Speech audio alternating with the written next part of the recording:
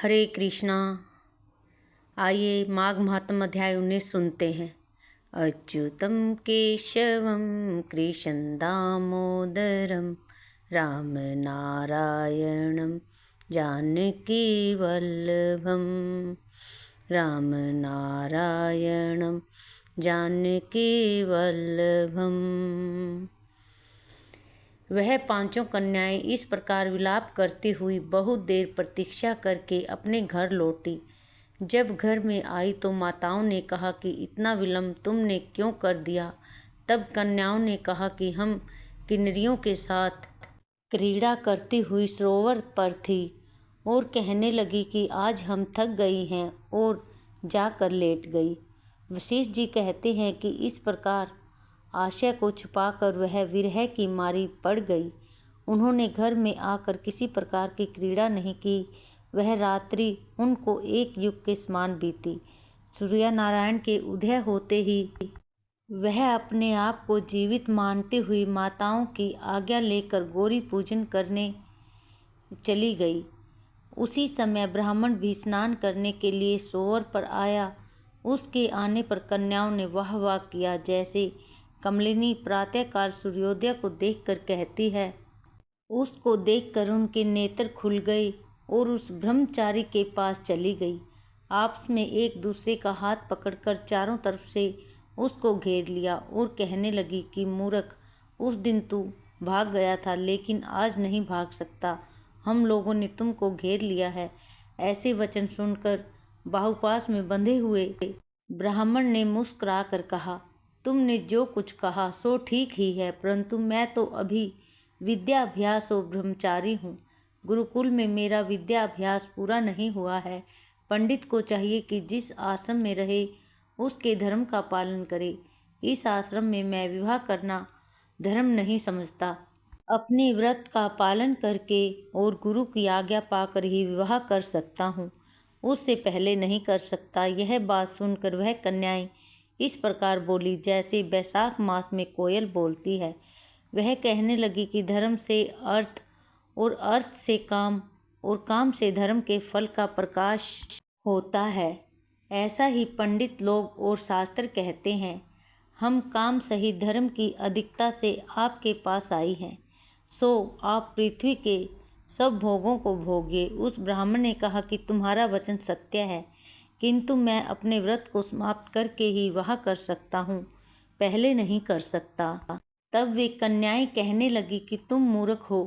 अनोखी औषधि, ब्रह्म बुद्धि, रसायन सिद्धि, अच्छे कुल की सुंदर नारियां तथा मंत्र जिस समय प्राप्त हो तब ही ग्रहण कर लेना चाहिए। कार्य को टालना अच्छा नहीं होता। केवल भाग्य वाले पुरुष ही प्रेम से पूर्ण अच्छे कुल से उत्पन्न स्वयं वर चाहने वाली कन्याओं को प्राप्त होते हैं। कहाँ हम अनोखी नारियां, कहाँ आप तपस्वी बालक। यह बेमेल का मेल मिलाने में विधाता की चतुराई ही है। इस कारण आप हम लोगों के साथ गंधर्व विवाह कर लें। इनके ऐसे वचन सुनकर उस धर्मात्मा ब्राह्मण ने कहा कि वर्ती रहकर इस समय विवाह नहीं करूँगा, मैं स्वयंवर की इच्छा नहीं करता। इस प्रकार उसके वचन सुनकर उन्होंने एक दूसरे का हाथ छोड़कर उसको पकड़ लिया। सुशील और सुसवरा ने उसकी भुजाओं को पकड़ लिया। सितारा ने आलिंगन किया और चंद्रिका ने उसका मुख चूम लिया, परंतु फिर उसने क्रोधित होकर उनको श्राप दिया, तुम डायन की तरह मुझसे चिपटी हो, इस कारण पिशाचनी हो जाओ। ऐसे श्राप देने पर वह उसको छोड़कर अलग खड़ी हो गई। उन्होंने कहा कि हम निरपराधियों को वृथा क्यों श्राप दिया। तुम्हारी इस धर्म अज्ञानता पर धिक्कार है। प्रेम करने वाले से बुराई करने वाले का सुख दोनों लोकों में नष्ट हो जाता है। इसलिए तुम भी हम लोगों के साथ पिशाच हो जाओ। तब वे आपस में क्रोध से उस सरोवर पर पिशाच पिशाचनी हो गई और बस पिशाच पिशाचनी कठिन शब्दों से चिल्लाते हुए अपने कर्मों को भोगने लगे। वशिष्ठ जी कहने लगे कि हे राजन, इस प्रकार वह पिशाच उस सरोवर के इधर उधर फिरते रहे। बहुत समय पश्चात मुनियों में श्रेष्ठ लोमश ऋषि पौष शुक्ला चतुर्दशी को उस अछोंद सरोवर पर स्नान करने के लिए आए। जब सुधा से दुखी इन पिशाचों ने उनको देखा तो उनकी हत्या करने के लिए गोल बांधकर उनको चारों तरफ से घेर लिया। वेद निधि ब्राह्मण भी वहां पर आ गई और उन्होंने लोमस ऋषि को साष्टांग प्रणाम किया।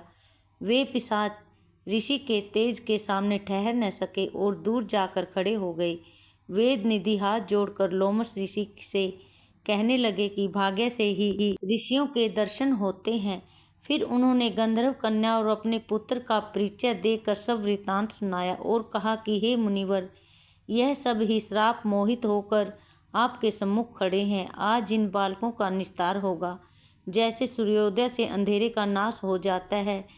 वशिष्ठ जी कहने लगे कि पुत्र के दुख से दुखी हुए वेद निधि ब्राह्मण के ऐसे वचन सुनकर लोमस ऋषि के नेत्रों में जल भर आया और वेद निधि से कहने लगे कि मेरे प्रसाद से बालकों को शीघ्र समृद्धि पैदा हो।